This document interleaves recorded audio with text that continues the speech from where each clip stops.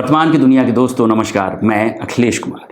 आज हम बात करेंगे यूपीएससी सीएसई 2025 सामान्य अध्ययन चतुर्थ प्रश्न पत्र के प्रश्न संख्या 5B की। यह प्रश्न है, समग्र विकास लक्ष्य को प्राप्त करने के लिए एक सिविल सेवक विकास की नियामक के बजाय एक सक्षमकर्ता और सुविधा प्रदाता के रूप में कार्य करता है। इस लक्ष्य को प्राप्त करने के लिए आप क्या विशिष्ट उपाय सुझाएंगे? दरअसल इस प्रश्न में जो मूल बात है वो यह है कि समग्र विकास लक्ष्य को प्राप्त करने के लिए, यानी कोई भी राज्य अपने नागरिकों के लिए, उनके विकास के लिए योजनाएं बनाता है, कार्यक्रम बनाता है और उसके लक्ष्य निर्धारित करता है। उस योजनाओं, कार्यक्रमों और उन लक्ष्यों को प्राप्त करने का, उनके क्रियान्वयन की जो जिम्मेदारी होती है वह सिविल सेवक होती है। ऐसे में यह प्रश्न खड़ा होता है कि क्या किसी भी लोक सेवक को नियामक की भूमिका में होना चाहिए या सुविधा प्रदाता की भूमिका में होना चाहिए?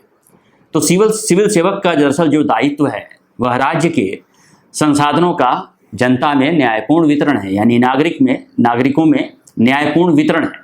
और यह तभी सुनिश्चित हो सकता है जब लोक सेवक राज्य के जो लक्ष्य है उस लक्ष्य के अनुसार काम करे।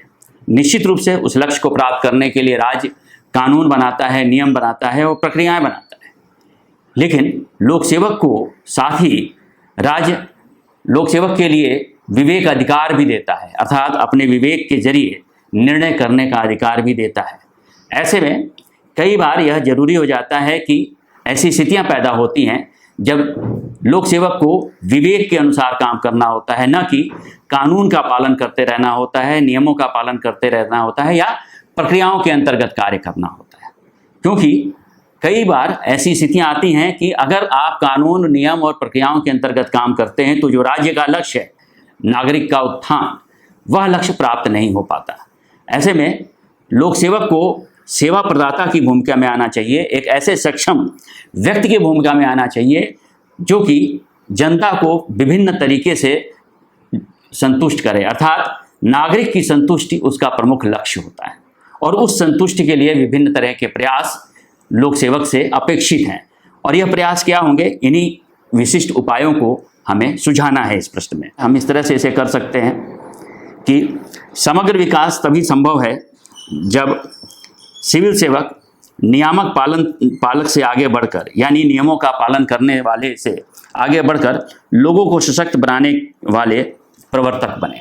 इसके लिए प्रशासन को सहयोगी और नवाचारी बनाना जरूरी है। जैसे नागरिक सेवाओं को समयबद्ध और सरल बनाते हुए शिकायत निवारण को पारदर्शी बनाया जाना चाहिए, अर्थात प्रशासन में पारदर्शिता सुनिश्चित होनी चाहिए, नागरिक संतुष्टि सुनिश्चित होनी चाहिए, नागरिक सेवाओं को समयबद्ध और सरल बनाकर, यानी इसकी पहुंच सब तक होना जरूरी है।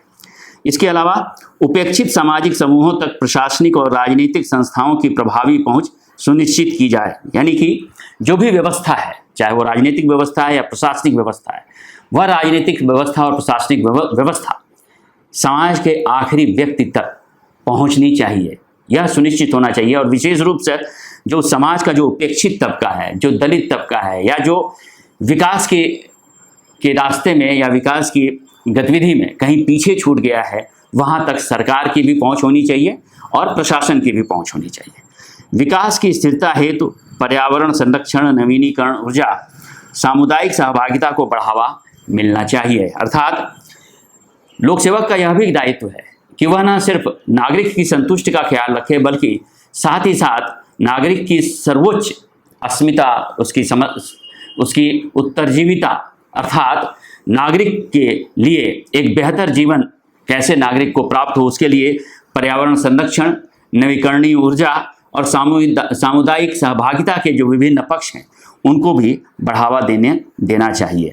इसके अलावा शिक्षा, स्वास्थ्य, पोषण तथा आपदा प्रबंधन जैसे मानवीय विकास क्षेत्रों में लक्ष्य केंद्रित पहल आवश्यक है, यानी कि जो भी योजनाएं और कार्यक्रम बनती हैं, विशेष रूप से शिक्षा, स्वास्थ्य, पोषण तथा आपदा प्रबंधन के संदर्भ में उनका लक्ष्य निर्धारित होना चाहिए और उस लक्ष्य को प्राप्त करने के लिए समयबद्ध, लक्ष्योन्मुख लक्ष्योन्मुख क्रियाएं करनी चाहिए, यानी जो गतिविधियां हैं वो इस तरह से संचालित होनी चाहिए कि वो योजनाएं और कार्यक्रम व्यापक जन भागीदारी के संदर्भ में, व्यापक जन लाभ के हित लाभ के संदर्भ में वह सही समय पर पूर्ण हो और लक्ष्य केंद्रित हो।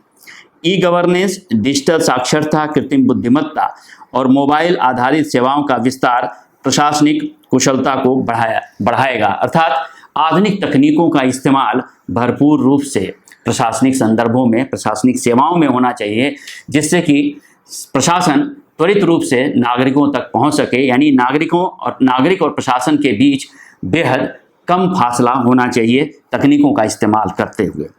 प्रशिक्षण मॉड्यूल में डिजाइन थिंकिंग, परियोजना प्रबंधन और हितधारक सहभागिता पर बल दिया जाना चाहिए। यानी सिविल सेवकों से संदर्भित जो भी प्रशिक्षण कार्यक्रम है, उन सारे प्रशिक्षण कार्यक्रमों में इन विभिन्न पक्षों को समाहित करना चाहिए और इस पर जोर देना चाहिए। साथ ही व्यापार सुगमता और कौशल आधारित रोजगार को भी प्रोत्साहित किया जाना चाहिए। यानी यह जरूरी है कि लोक सेवक जो हैं वह व्यापार को सुगम बनाएं, उनकी शर्तों को आसान बनाएं और कौशल आधारित रोजगार के विकास की ओर बढ़ें। यह एक सिविल सेवक से उम्मीद की जा सकती है। यह उम्मीद किसी नियामक की नहीं है, बल्कि एक सेवा प्रदाता की है। अर्थात किसी भी लोक सेवक को एक नियामक यानी कि एक नियंत्रणकर्ता यानी कि प्रक्रियागत संचालन में विश्वास करने से ज़्यादा उसे लगातार हितधारक की सहभागिता को बढ़ाना, नागरिकों की सहभागिता और सामाजिक रूप से उस समरसता को बढ़ाना है जिसमें सभी का सुख यानी सभी का हित सुनिश्चित किया जा सके।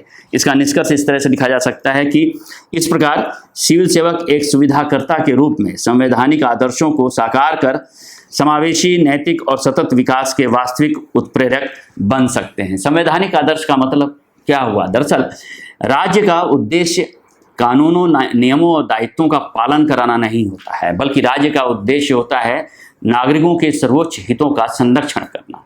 और दरअसल संविधान का पूरा परिप्रेक्ष्य ही भारत के नागरिकों का सर्वोच्च संरक्षण, उनके हितों का सर्वोच्च संरक्षण है और यही संवैधानिक आदर्श है। इस प्रश्न को इस रूप में लिखा जा सकता है। धन्यवाद। अगर वर्तमान की यह पहल आपको पसंद आई हो तो हमारे वीडियो को लाइक करें और चैनल को सब्सक्राइब करें। शुक्रिया।